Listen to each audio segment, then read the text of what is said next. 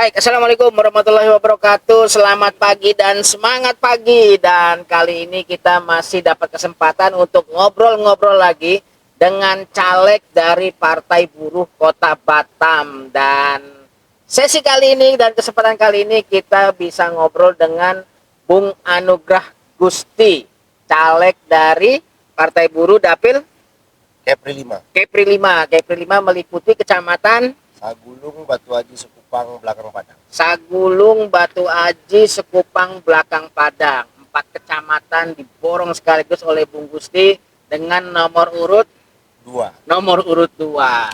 Dan pagi ini kita akan ngobrol-ngobrol langsung, mau mengulik lebih dalam lagi, bercerita langsung dengan Bung Gusti, dan kita mau korek-korek cerita-cerita perjalanan beliau hingga menjadi caleg Partai Buruh yang berproses dari bacalek sebagainya, verifikasi, dan tentu banyak kelewatan administrasi untuk bisa jadi caleg di Partai Buruh Kota Batam.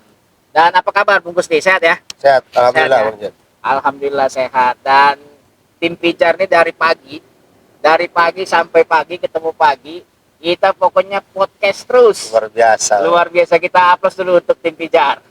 Keren ya tim Pijar ya. Keren, Perhimpunan Jurnalis Rakyat. Dan jangan lupa teman-teman, channel tim Pijar itu di like and subscribe dulu, jika nanti teman-teman bisa membagikan setiap video-video yang dibuat oleh tim Pijar. Dan Bung Gusti, boleh kenalan nggak? Kira-kira nama lengkapnya siapa nih? Nama lengkap Anugrah Gusti. Anugrah Gusti. Berarti di surat suara nanti namanya Anugrah Gusti. Anugrah Gusti. Kalau provinsi udah ada bocoran warna apa tuh? Biru. Oh, biru. Nomor urut 2. Dan jadi nama lengkapnya Anugrah Gusti. Anugerah Gusti. Jangan disik-sik, jangan dipatah-patahin ya. Langsung aja Anugrah Gusti nomor 2. Dan Bung Gusti, kita mau ngobrol-ngobrol santai aja nih. Iya. Tentu sampai ke titik ini kemarin banyak melewati perjalanan-perjalanan atau proses-proses administrasi kan tentunya. Dan mungkin bisa Bung Gusti cerita sedikit nih tentang perjalanan kemarin sampai ke hari ini, itu sudah melewati hal-hal apa aja tuh? Ya.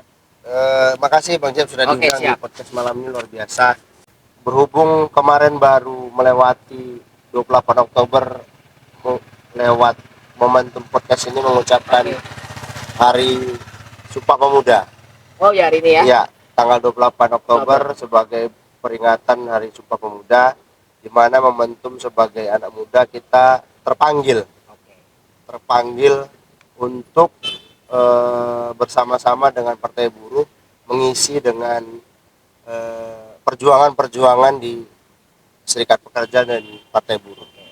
Nah, proses panjang ini sudah dilewati sejak kita ditugaskan menjadi salah satu kandidat legislatif di DPRD Provinsi Kepulauan Riau, yaitu berada di Kepri 5. Proses ini cukup panjang, dari mulai kita persiapan berkas sampai pemeriksaan kesehatan sampai pengantar berkas ke Tanjung Pinang, cukup menguras pikiran dan tenaga, di mana kita semua bukanlah politisi, bukanlah terlahir sebagai pewaris dari partai politik. Kita backgroundnya adalah pekerja muda yang selama ini bergerak di Serikat Pekerja. Ini menjadi sebuah pelajaran yang luar biasa yang tidak bisa kita dapatkan dimanapun. Sampai detik ini, alhamdulillah proses berjalan lancar, walaupun ada beberapa hambatan yang seperti persiapan berkas yang harus kita lengkapi. Tapi alhamdulillah insya Allah bulan November ini menjadi daftar caleg tetap di Partai Buruh. Sudah masuk masa kampanye ya? Sudah, November ini sudah masuk. Berarti kemarin Bung Gusti itu daftar sendiri atau ditugaskan oleh organisasi? Sebenarnya kita ini ditugaskan. Cuman selain ditugaskan, kita menjadi terpanggil.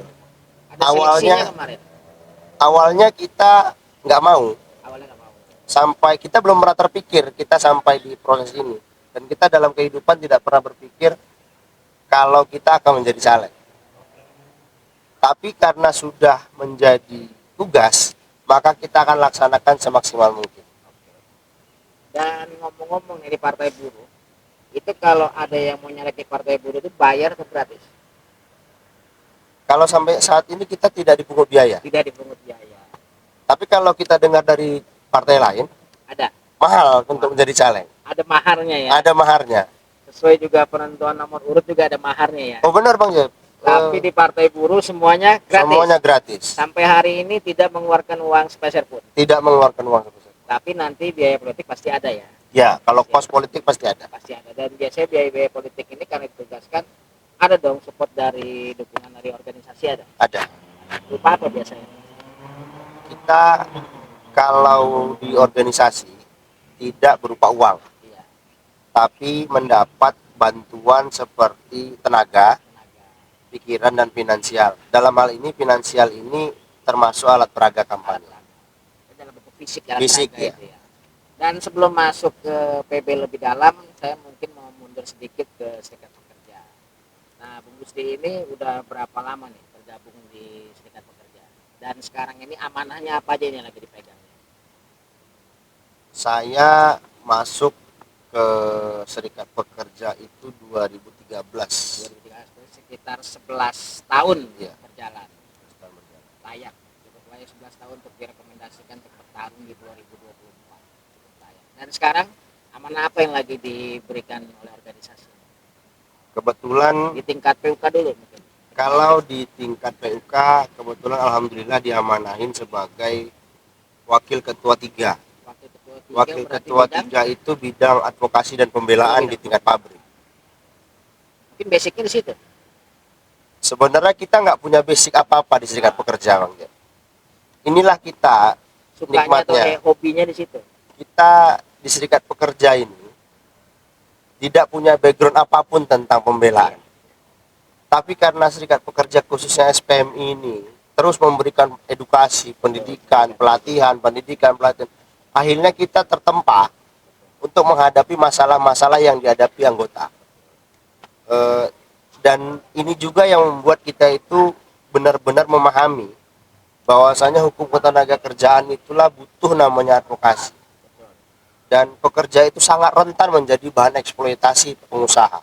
Jadi SPMI itu mengkader kita supaya untuk mampu membela demi kepentingan anggota. Itu sampai saat ini masih berjalan. Karena undang-undang Serikat Pekerja juga sampai sekolah tingkat SMA pun nggak ada pelajarannya ya. Iya, nggak ada. Kita nggak dapat di Habis tingkat SMA, kuliah pun kita nggak dapat ilmu. Disuruh kerja tapi nggak diajarin aturan-aturan tenaga kerjaan. Iya benar. Jadi disuruh belajar langsung di lapangan tuh Bapak ya. Dan selain itu ada amanah lagi, apalagi yang diberikan organisasi selain Kalau- tadi bidang advokasi tadi, Iya. pembelaan. Kalau di SPMI ini ada namanya pilar, Bang. Pilar betul.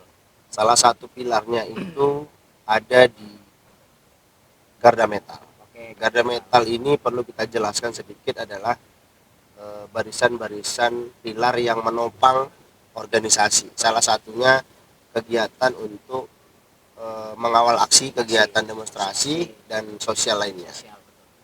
Dan kebetulan alhamdulillah kita diamanahin sebagai bendahara di Kota Batam. Betul. Ada lagi? Untuk di pilar selanjutnya itu ada di Jamkeswat. Oh, jam keswat. Jamkeswat ini bergerak sebagai advokasi pasien Oh, di jam bidang keswat. kesehatan, Oke. pemerhati bidangnya untuk menangani pasien dan pendampingan warga yang membutuhkan pendampingan di bidang kesehatan. Saya sebagai wakil ketua hubungan antar lembaga. Betul. Jadi kepengurusan juga masuk ke Iya, situ ya. Ada lagi? Dan kebetulan 2021-2024 Nah, ini, ini kayaknya toge juga ini. iya, ini makanya serunya di Ini toge SPMI juga ini. ini. Kita dipaksa untuk terus belajar, Betul. ya, ditempa untuk terus belajar bagaimana untuk terus bermanfaat untuk orang lain. Betul. Dan 2021 sampai 2024 ini kita ditugaskan sebagai salah satu wakil Serikat Pekerja di LKS. LKS itu adalah lembaga kerjasama yang diamanatkan oleh undang-undang, yang di tingkat kota itu diketuai langsung oleh wali kota Batam. Oke. Dan di dalamnya terdapat unsur dari beberapa dinas, Iya. termasuk diantara BPJS Kesehatan, BPJS Tenaga Kerjaan, dan khususnya tentu Dinas Tenaga Kerja. Oke. Di dalamnya ada Apindo, di Oke. dalamnya ada Kadin, Oke. dan di dalamnya juga ada perwakilan pengusaha di kawasan. Oke. Dan kita adalah perwakilan dari serikat pekerja yang mewakili dari sektor elektronik elektrik. Oke. Berarti ada perwakilan semua unsur Iya, ya. benar. Sebelum lebih dalam nih ke Partai Buruh. Partai Buruh itu artinya kita berjuang untuk masyarakat secara luas Iya. nantinya. Nah, sebelum berangkat ke Partai Buruh, tentu caleg-caleg Partai Buruh ini harus punya ada track record. Track recordnya ketika menjadi anggota serikat pekerja, pengurus serikat pekerja, atau amanah-amanah lain di serikat pekerja. Apa aja nih track record yang sudah pernah dilakukan nih? Tadi ada LKS tripartit, ada bidang pembelaan, ada di pilar. Nah, artinya kan caleg kader-kader Partai Buruh ini kan berangkat dari serikat pekerja semua. Iya. Aktivis-aktivis semua. Benar. Aktivis-aktivis semua yang sudah terbiasa bergerak secara sosial, bergerak secara mental baja dengan segala keterbatasan, pokoknya bergerak dan untuk mengadvokasi masyarakat. Nah, di tingkat pabrik dulu nih. Iya. Bung Gusti pernah berbuat apa aja untuk anggota? Nah, mungkin Bung Gusti punya cerita dikit. Di tingkat pabrik itu Ada perjuangan apa tuh? Upah, tempatnya segala macam. kita menemukan berbagai masalah. Karena memang di tingkat pabrik itu berbagai macam masalah dan yang akan timbul karena banyaknya anggota dan banyaknya karyawan yang kita bawahi, maka akan semakin banyak menimbulkan masalah dan kesejahteraan kita akan terus kita tingkatkan. Dari tahun ke tahun kita akan selalu berjuang namanya perjuangan upah. Upah itu adalah kewajiban pengusaha yang dibayarkan ke pekerja, ke kita, ke buruh atas hasil kerja kita yang ditentukan oleh perjuangan UMK Serikat Pekerja. Betul. Nah, dari sanalah dasar kita berunding di dalam pabrik. Oke, ada pengalaman berunding di dalam Iya. itu. Oke. Kalau di pabrik sebelum bulan Desember kita menunggu perjuangan dari serikat pekerja yang kita lakukan di Dewan Pengupahan, di LKS, di rapat-rapat instansi, di SPMI. Setelah itu keluar SK 1 November 2023, contoh misal kita bicara 2023, maka setelah itu kita akan berbicara tentang upah di tingkat pabrik. Oke, ada kelanjutan ya. Ya, karena di sanalah dasar bahwasanya jaring pengaman di tingkat upah terendah untuk pekerja lajang. Karena SK itu Memastikan mengatur itu dulu ya. memastikan dulu upahnya terjamin. Karena kalau upahnya tidak terjamin, maka pekerja tidak akan bekerja dengan nyaman. Setelah itu kita melakukan perundingan dengan pengusaha. Ada beberapa poin yang kita lihat, termasuk di dalamnya itu ada tunjangan masa kerja, perundingan tunjangan masa kerja, tunjangan transportasi, tunjangan Itu ikut ya perumahan. sepaket ya, upgrade ya. Ya, itu kita rundingkan. Oh, dirundingkan. Tidak ada yang diberikan secara cuma-cuma. Oke. Maka itu semua melalui proses perjuangan yang kita konsep, yang kita perundingkan, yang kita lobby sesuai dengan konsepnya SPMI, konsep lobby dan aksi. Maka kalau kita tidak sepakat di tingkat pabrik, kita berhak melakukan aksi. Dan Kalau perjuangan upah di tingkat pabrik maupun tadi tunjangan-tunjangan, paling besar itu pernah berjuang itu naik berapa? kalau kita pernah berjuang itu di angka sekitar 45% di tahun 2013. 13. Kalau yang baru-baru ini, Yang 5 tahun baru-baru mundur ke belakang, 5 tahun ini kita mengalami degradasi yang luar biasa ya, karena karena COVID kemarin itu ya. pertama COVID, yang kedua kebijakan terpusat oleh menteri dan presiden membuat kita itu perjuangan upah di tingkat kota dan provinsi mengalami sangat-sangat buruk. Di antaranya pernah naik 30.000, Nasional itu ya. iya pernah naik 80.000, pernah naik 137.000. Tapi kita tidak berhenti di situ. Itu tadi kenapa adanya ada struktur skala upah yang kita perjuangkan di tingkat pabrik. Kenapa SK Gubernur tidak pernah mengatur struktur skala upah, hanya mengatur upah minimum. Di sanalah letak poin dan peran serikat pekerja memperjuangkan anggotanya ketika berunding. Dia memperjuangkan struktur skala upahnya di tingkat pabrik. Kalau pembelaan, pernah, anggaplah ini suatu prestasi. Pembelaan pernah melakukan prestasi apa untuk anggota? Kalau dibilang prestasi nanti kita dikira sombong aja, karena pembelaan dan ini adalah tupoksi sebenarnya. Ya. Kewajiban kita sebagai pengurus yang diamanahkan itu salah satunya adalah pembelaan. Betul. Pernah mengadvokasi hal-hal apa tuh ya? Mungkin yang paling berat lah. Yang paling berat itu 2021 dan 2022 kemarin. Oke. Di masa Covid, kesalahan pengusaha melewatkan kontrak beberapa anggota kita. Iya. Dan setelah proses panjang dan awalnya tidak sepakat, mereka tetap bersikukuh dengan pendapatnya, dan kita juga bersikukuh dengan pendapat kita karena kita mempunyai aturan hukum yang harus kita patuhi di negara ini. Dan termasuk kita kemarin itu masukkan surat mogok. Karena peran serikat pekerja itu haknya ada dua, litigasi dan non litigasi. Litigasi itu di tingkat hukumnya bipartit, mediasi, ke pengadilan hubungan industrial. Tapi kita lebih memilih dengan non litigasi. Kita mengajukan surat mogok yang akhirnya pengusaha mengakui itu ada miss dan kesalahan yang dilakukan. Akhirnya kita mampu mempermanen dan mengangkat, merubah status pekerja Dari kontrak menjadi pekerja tetap, PKWT menjadi PKWTT sebanyak 60 orang. Luar biasa. Plus dulu untuk PUKTS. Terima kasih. Satu lagi yang paling menarik itu LKS tadi. Iya. Nah, selama menjadi anggota LKS, outputnya udah sampai mana tuh, Bung Gusti? Udah pernah ada output apa yang dihasilkan dari rapat-rapat LKS tuh, untuk ke pekerja buruh? LKS itu ada beberapa unsur. Jadi di sana juga berperang kepentingan antara kepentingan kita Semua sebagai kepentingan masuk. Iya benar, karena di sana ada ketua Apindo, Betul. di sana ada perwakilan Kadin, ada perwakilan pengusaha kawasan, ada kita serikat pekerja, ada di unsur pemerintah. Di sana itu berperang kepentingan. Oke. Dan hanya sifatnya rekomendasi. Oh, sifatnya Rekomendasi, untuk bukan dijalankan. iya, bukan sebagai keputusan. Oke. Rekomendasi tujuannya ini ke wali kota. Oke, karena ketuanya ya. Ketuanya wali kota di Kota Batam. Jadi kalau tidak dijalankan atau menjalankan, nggak masalah dong, hanya rekomendasi dong. Ini yang menjadi problem, Bang. Karena sifatnya rekomendasi, kita hanya bisa melakukan rekomendasi. Betul. Setelah itu kita menyerahkan rekomendasi, maka follow up-nya, pengawalan itu ada di tingkat organisasi. Yang selalu kita suarakan pada saat demo dan pada demonstrasi, itu yang kita suarakan.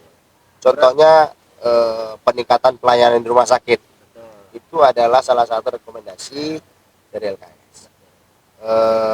Pengawasan K3 itu adalah salah satu rekomendasi LKS, karena kita baru bergabung pada saat 2022-2021 di saat Covid. Ada pekerja di salah satu perusahaan yang kita tidak bisa sebutkan mengalami kecelakaan kerja dan sampai meninggal. Iya. Itu perlu pengawasan lebih dari kita semua sebenarnya, bukan hanya sekedar di pemerintah, tapi kita sebagai pekerjanya juga harus mengerti tentang utama keselamatan, keamanan. Yang kedua, dari unsur pengusaha juga harus menyadari bahwasanya safety itu hal yang paling utama dalam bekerja.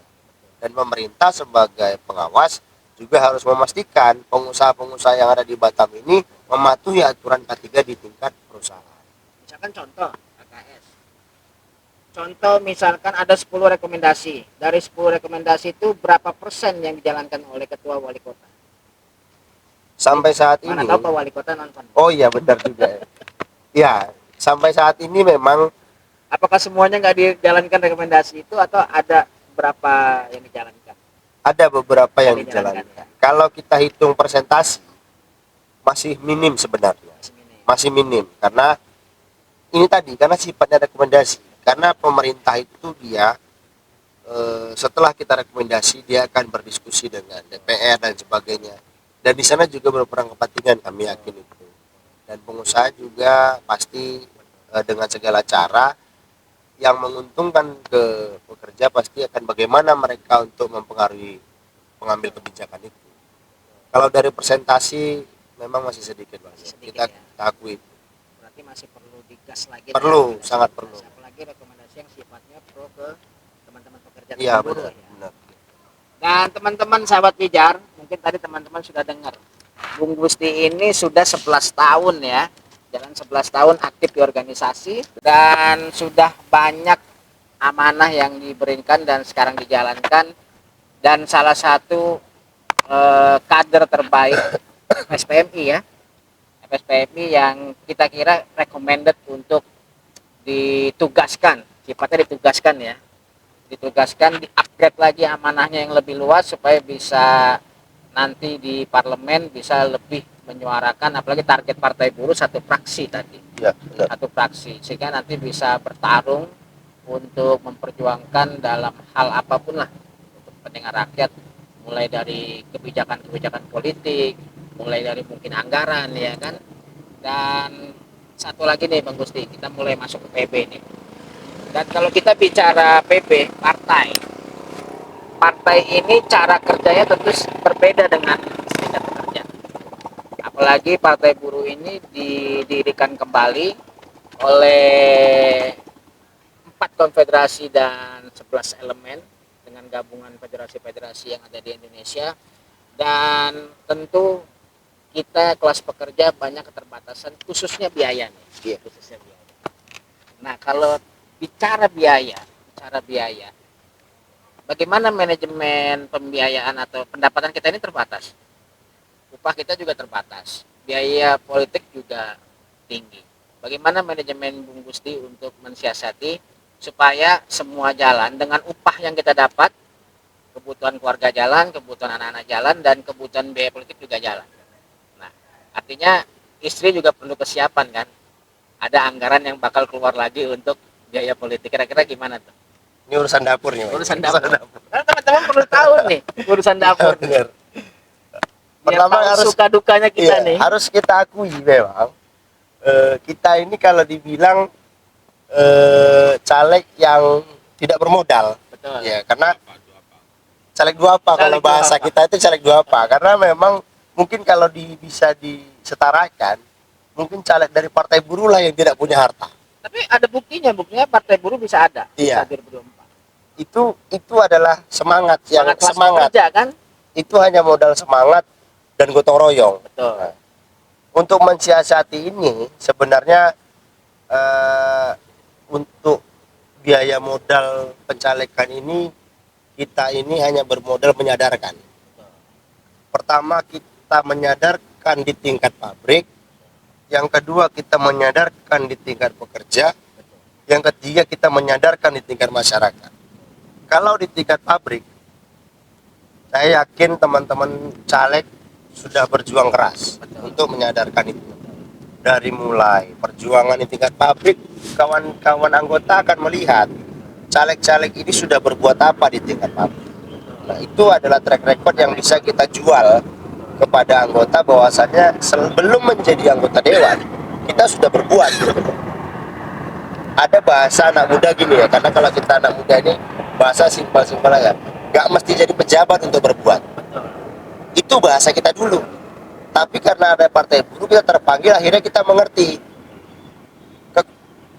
kepentingan dan keputusan itu dipengaruhi oleh politik. Nah, di sanalah terpanggilnya kita kaum muda ini untuk masuk ke politik. Setelah berangkat dari pabrik, kita berangkat ke publik. Publik ini ada yang tingkat pekerja, ada yang masyarakat umum. Di tingkat pekerja mungkin kita mampu berkata perjuangan serikat pekerja, perjuangan upah, kepastian kerja, kepastian pendapatan, kepastian keamanan dalam bekerja. Kita mungkin mampu berbicara tentang seperti itu. Itu adalah trik untuk menyadarkan. Yang ketiga, tingkat masyarakat. Tingkat masyarakat inilah yang memerlukan kos politik. Karena nggak semua dapat upah. Kan? Benar. Karena Karena di masyarakat itu banyak lapisan. Contoh ada yang jualan sayur, ada yang pekerja bangunan, ada yang pekerja kantoran, ada yang tidak merasa buruh padahal dia menerima upah. Banyak hal lah, ada yang pekerja hanya non formal. Ini yang perlu menyadarkan kita lebih keras.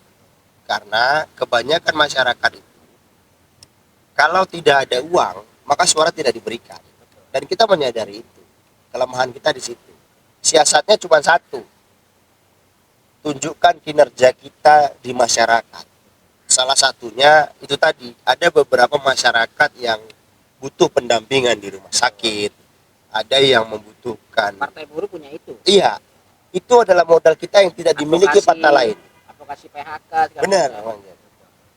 Dan semangat ini itu yang terus kita tebar ke seluruh masyarakat bahwasanya serikat pekerja itu mempunyai pembelaan, mempunyai semua sudah sistematis kalau di serikat pekerja. Ini adalah konsep yang kita adopsi ke masyarakat. Mungkin tidak bisa diterima semua, tapi paling tidak itu akan mengurangi biaya kos dalam politik. Kalau sudah berbicara kos politik, mungkin banner, leaflet itu mungkin sudah kewajiban. Dan itulah yang disampaikan tadi, ada dukungan dari organisasi sebenarnya. Kalau secara pribadi, kita berjuang upah untuk kehidupan kita, kesejahteraan kita dan keluarga. Nah inilah yang bisa disiasati untuk bisa menambah sedikit-sedikit untuk biaya kampanye. Dengar-dengar pernah nggak dapat bocoran tuh harga pasang baleho di banyak-banyak pinggir jalan yang besar itu? Itu berapa tuh sewanya? Pernah dengar nggak harga bocorannya? Pernah dengar tapi nggak tahu pasti Bang Jeb, karena kita nggak pernah sewa itu gitu. Itu kisaran berapa kira-kira? Puluhan juta? Pernah dengar itu per 3 bulan. Per 3 3 bulan. bulan itu sekitar 15 juta kalau nggak salah ya. Tapi nggak tahu. Caleg partai buruh mampu nggak untuk bayar banner di situ? Kalau calegnya Secara pribadi secara pribadi saya kira enggak, karena kita caleg dua apa semua. Tapi kepengen kan kayak caleg lain kan, pengen fotonya terpampang di situ, semua orang lihat ya kan. Artinya mau menang juga bukan dengan cara itu juga bisa. Ada banyak strategi-strategi lain. Saya yakin partai buruh sama teman-teman juga banyak metode racikan-racikan yang mungkin mainnya dari bawah, dari grassroots untuk memastikan suara kita itu utuh sebenarnya. Oke, Bung Gusti, terkait money politik.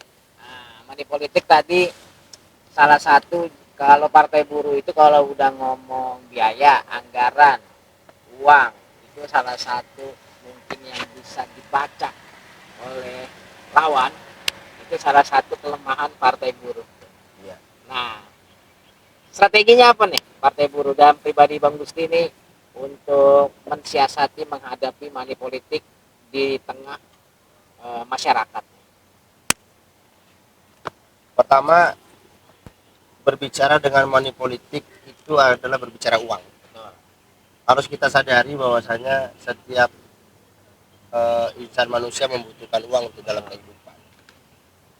Ketika berbicara buruh, maka sangat disayangkan apabila buruh sendiri tidak bisa memilih partai buruh, apalagi yang tergabung dalam serikat pekerja gitu ya. Kita sasarannya tadi pertama di anggota, karena anggota itu ketika kembali ke rumah dia menjadi masyarakat umum. Betul. Lepas tuh ya. Lepas baju pekerjanya ya. baju pekerja, identitas pekerja menjadi masyarakat ya kan, karena pekerja sendiri menjadi salah satu bagian dari masyarakat. Pertama kita menyadarkan dulu baik di tingkat pabrik, di tingkat publik, bahwasanya money politik itu adalah hal yang sangat merugikan bagi masyarakat. Karena kalau kita berbicara serikat pekerja, sangat jauh apa yang diberikan serikat pekerja oleh berbanding terbalik dengan yang diberikan partai. Contoh misalkan partai memberikan 200.000, kontestasi pemilu berjalan selama 5 tahun sekali, berarti bisa dikatakan 200.000 suara kita dibeli untuk 5 tahun. 200.000 dibagi 5 tahun mungkin nilainya sangat-sangatlah kecil dibandingkan dengan apa yang sudah diperjuangkan serikat pekerja. Serikat pekerja memperjuangkan upah, contoh saja minimal 200.000 sebulan.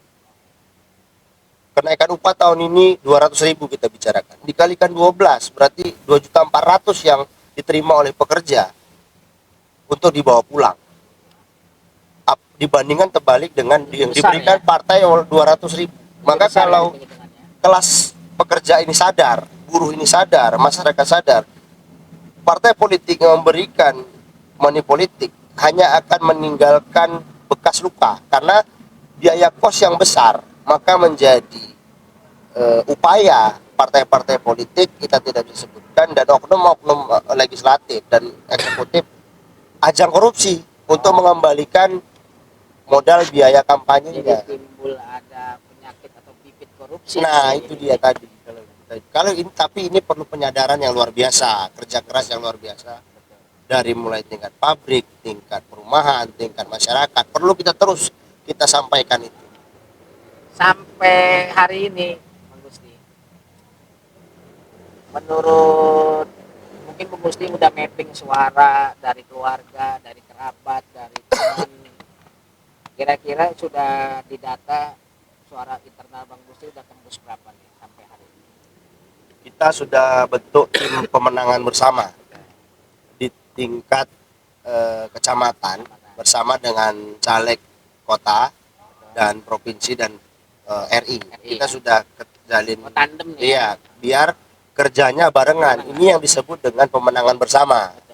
Agar kerjanya lebih mudah, biayanya lebih sedikit, dan tujuannya tercapai. Dan kita menghindari namanya konflik internal. Jangan sampai di partai buruh sendiri mindsetnya sama dengan partai politik lain. Sesama caleg dari partai buruh bisa ribut gara-gara suara. Maka kita menghindari itu, maka kita bentuk tim pemenangan bersama dengan beberapa caleg yang bekerja keras untuk terus mencari suara itu. Dan kita sudah bentuk tim itu dan sudah kita temukan dengan beberapa tim relawan. Kalau taksiran target di Kecamatan Sagulung itu menjadi 23.000 target untuk mendapatkan 2 kursi. Ya. Satu kecamatan aja. Satu kecamatan, karena target kita adalah kecamatan dulu yang harus dapat. Karena suara itu ada di tingkat kecamatan, bukan di tingkat provinsi. Apabila kecamatan itu dapat, maka provinsi akan menjadi tarik karena pemenangan bersama dengan RI-nya. Target 23.000 itu mungkin sekarang kita sudah pegang di angka 3.000-an. Maka caleg itu ada 9.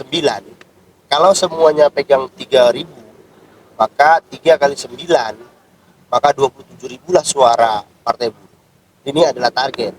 Maka diharapkan per caleg mampu mengumpulkan suara di angka 3.000 sebagai target pemenangan bersama. Kira-kira begitu. Dan by data realistis? Sekarang kita masih bergerak di angka 1.000-an. Berarti masih kurang 22.000 dengan sisa itu waktu 23.000 kan semua caleg. Oh iya, semua caleg. Kalau per caleg kita targetin 2 sampai 3.000.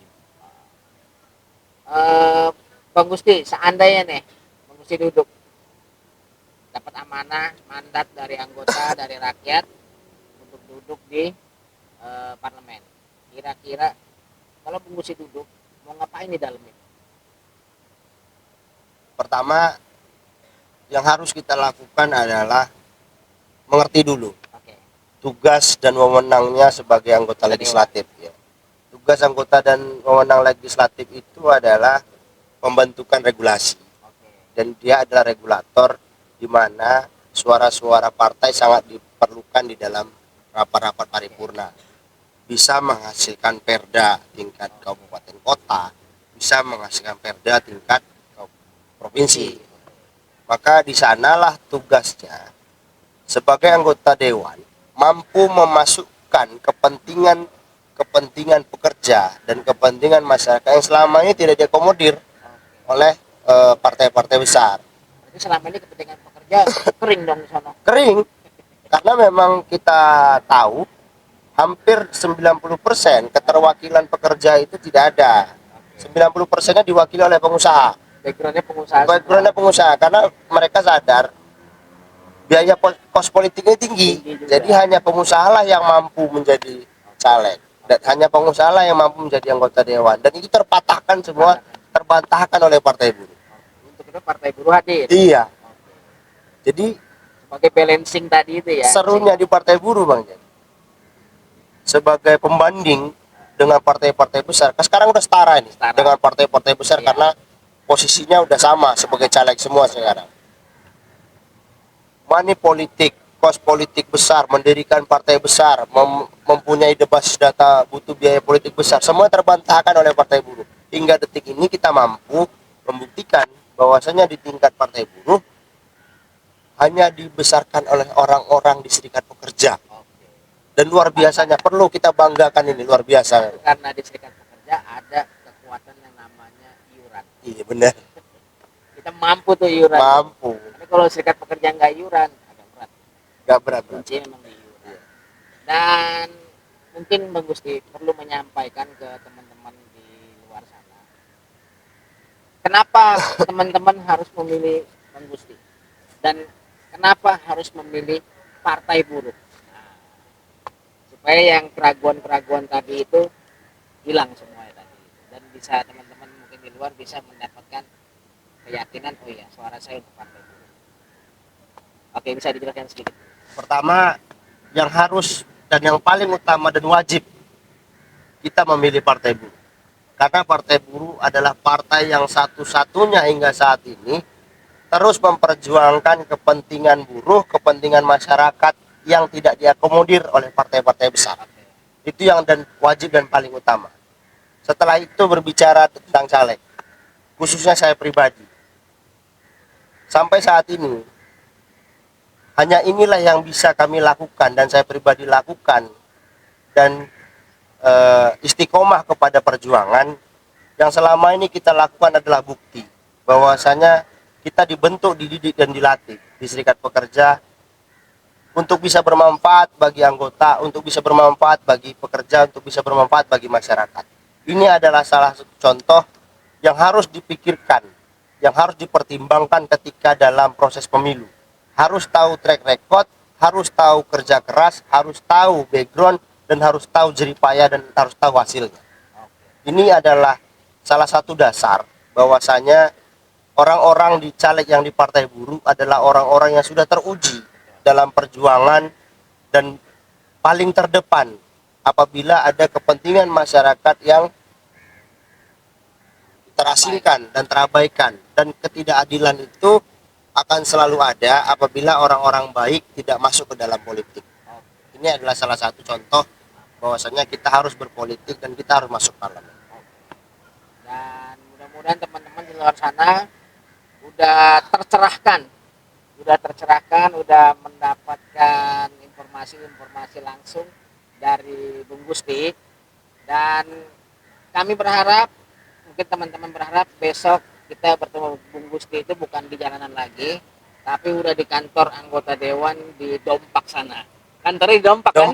Provinsi di Dompak. Dan kita nanti podcastnya di Dompak nih, nggak di aspal lagi nih ya, Bung Minto ya. Tapi malam ini spesial Bang Jeb ya? Malam ini spesial di jalanan.